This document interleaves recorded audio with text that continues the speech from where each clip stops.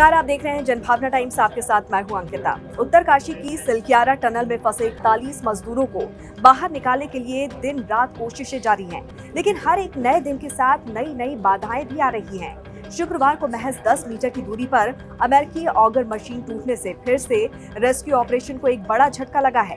तब से ही रेस्क्यू का काम रुका हुआ है और अब इसे सुधारा भी नहीं जाएगा। जी हां, international tunnelling expert Arnold Dix ने कहा है कि अब ऑगर से ड्रिलिंग नहीं की जाएगी, ना ही दूसरी मशीन बुलाई जाएगी। ऐसे में अब दूसरे विकल्पों को देखा जा रहा है। मजदूरों को बाहर निकालने के लिए 900 mm पाइप के अंदर से मैनुअल ड्रिलिंग यानी कि हाथ से खुदाई की जा सकती है। इसके साथ ही प्लान बी के तहत टनल के ऊपर से वर्टिकल ड्रिलिंग शुरू करने की तैयारी भी चल रही है। ये काम सतलुज विद्युत निगम लिमिटेड यानी कि SVNL करेगा। हालांकि इसमें काफी खतरा बताया जा रहा है, क्योंकि नीचे टनल में मजदूर फंसे हुए हैं। ऐसे में मलबा गिरने का डर है। अब तक 7 मीटर के हिस्से में से 47 मीटर तक ड्रिलिंग के जरिए पाइप अंदर डाली जा चुकी है। मजदूरों तक पहुंचने में मात्र 10 से 12 मीटर की दूरी रह गई है, लेकिन शुक्रवार शाम को ड्रिलिंग मशीन के सामने सरिये आ जाने से ड्रिलिंग मशीन का शाफ्ट फंस गया और मशीन से और प्रेशर डाला गया, जिससे वो टूट गया। इसका कुछ हिस्सा तोड़कर बाहर निकाला गया, लेकिन बड़ा हिस्सा अभी भी वहां अटका हुआ है। इसे मैनुअल ड्रिलिंग कर निकाला जाएगा, फिर आगे की खुदाई की जाएगी, लेकिन इसमें लंबा वक्त लगेगा, क्योंकि खुदाई के लिए पाइप में एक समय में एक ही व्यक्ति जा सकता है। अब आपको बताते हैं कि पिछले 12 नवंबर से अब तक क्या क्या हुआ है। 12 नवंबर को सुबह 4 बजे टनल में मलबा गिरना शुरू हुआ और मेन गेट से 200 मीटर अंदर 41 मजदूर टनल में फंस गए और फिर हुआ मजदूरों को बाहर निकालने का मिशन।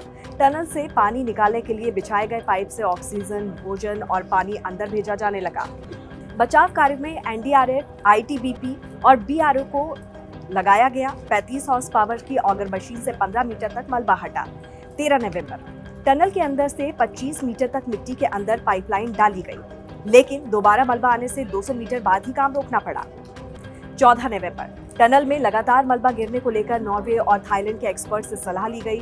ऑगर ड्रिलिंग मशीन और हाइड्रोलिक जैक को काम में लगाया, फिर 900 mm यानी कि करीब 35 इंच मोटे पाइप डालकर मजदूरों को बाहर निकालने का प्लान बना, लेकिन ये मशीनें भी असफल हो गई। 15 नवंबर ऑगर मशीन के कुछ पार्ट्स खराब हो गए और रेस्क्यू ऑपरेशन रोकना पड़ा। टनल के बाहर रेस्क्यू ऑपरेशन में देरी से नाराज मजदूरों के परिजनों की पुलिस से झड़प हुई। फिर PMO के हस्तक्षेप के बाद दिल्ली से एयरफोर्स का हरक्यूलिस विमान हैवी ऑगर मशीन लेकर चिलियानी सोड़ हेलीपैड पहुंचा, लेकिन ये पार्ट्स विमान में फंस गए, जिन्हें निकालने में 3 घंटे का वक्त लगा। 16 नवंबर 200 हॉर्स पावर वाली heavy American drilling machine auger का इंस्टॉलेशन पूरा हुआ और रात 8 बजे शुरू हुए रेस्क्यू ऑपरेशन के तहत टनल के अंदर 18 मीटर पाइप डाले गए। मुख्यमंत्री पुष्कर सिंह धामी ने रेस्क्यू ऑपरेशन की रिव्यू मीटिंग की। 17 नवंबर टनल में फंसे 41 मजदूरों में से 2 की तबीयत बिगड़ी, जिन्हें तुरंत दवा दिया गया। दोपहर 12 बजे हैवी ऑगर मशीन के रास्ते में पत्थर आने से ड्रिलिंग रुक गई। बाद में टनल के अंदर 24 मीटर पाइप डाले गए। नई ऑगर मशीन रात में इंदौर से देहरादून पहुंची, जिसे उत्तरकाशी के लिए भेजा गया। 18 नवंबर दिन भर ड्रिलिंग का काम नहीं हुआ। अंदर फंसे मजदूरों ने कमजोरी की शिकायत की। PMO के सलाहकार भास्कर खुलबे और डिप्टी सेक्रेटरी मगेश खिल्डियाल उत्तरकाशी पहुंचे और फिर 5 जगहों से ड्रिलिंग की योजना बनी। 19 नवंबर सुबह केंद्रीय मंत्री नितिन गडकरी, उत्तराखंड के CM पुष्कर सिंह धामी उत्तरकाशी पहुंचे और रेस्क्यू ऑपरेशन का जायजा लिया। शाम 4 बजे सिलक्यारा एंड से ड्रिलिंग दोबारा शुरू की गई। साथ ही खाना पहुंचाने के लिए एक और टनल बनाने की शुरुआत भी हुई। 20 नवंबर international tunnelling expert Arnold Dix ने उत्तरकाशी पहुंचकर सर्वे किया और वर्टिकल ड्रिलिंग के लिए 2 स्पॉट फाइनल किए। मजदूरों को खाना देने के लिए 6 इंच की नई पाइपलाइन डाली गई। BRO ने सिलक्यारा के पास वर्टिकल ड्रिलिंग के लिए सड़क बनाने का काम पूरा किया।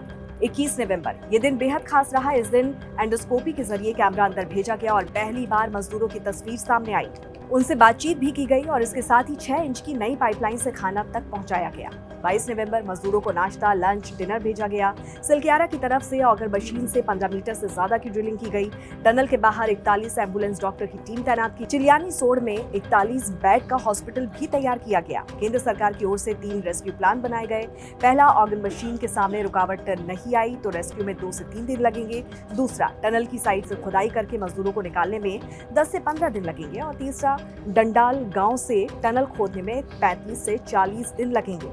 23 नवंबर अमेरिकी ऑर्गन ड्रिल मशीन 3 बार रोकनी पड़ी। देर शाम ड्रिलिंग के दौरान तेज कंपन होने से मशीन का प्लेटफॉर्म धंस गया और इसके बाद ड्रिलिंग अगले दिन की सुबह तक रोक दी गई। इस दिन 1.8 मीटर की ड्रिलिंग हुई थी।